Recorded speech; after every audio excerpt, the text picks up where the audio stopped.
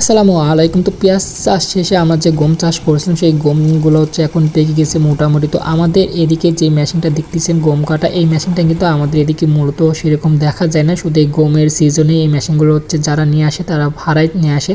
তো ভাড়ায় নিয়ে আসার মেন কারণ হচ্ছে আমাদের এদিকে যেহেতু গম বা ধানে তেমন চাষাবাদ হয় না, খুব অল্প পরিসরে হয়, যার কারণে এই মেশিনগুলো আমাদের এদিকে তেমন কেউ ব্যবহার করে না। যার কারণে এগুলো ভাড়ায় নিয়ে আসতে হয়। যেরকম হচ্ছে সিলেট বা যেসব অঞ্চলে ধান চাষ বেশি হয় সেই সব অঞ্চলে এই মেশিনগুলো হচ্ছে দেখা যায়। তো আমাদের এদিকে মেন হচ্ছে পেঁয়াজ চাষ হয়, যার কারণে সেরকম হচ্ছে ধান বা গম চাষ হয় না।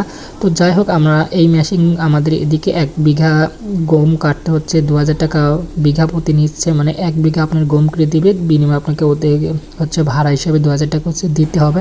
তো আমাদের এদিকে এবার 1 বিঘাতে প্রায় 10 মণ করে গম হয়েছে। তো আমাদের এই মাঠটা হচ্ছে বালু মাঠ, যার কারণে গম তেমন ভালো হয় না। পাশাপাশি গমগুলো অনেক নাবি হয়ে গেছিলো, যার কারণে গমের সাইজও ভালো হয় নাই। তো এই মেশিনের একটা সুবিধা হচ্ছে গম কাটার পর আর কোনো সেরকম কাজ করতে হয় না, গম একদিকে থাকে আর হচ্ছে ময়লাগুলো অন্য সাইড দিয়ে হচ্ছে বের হয়ে যায়।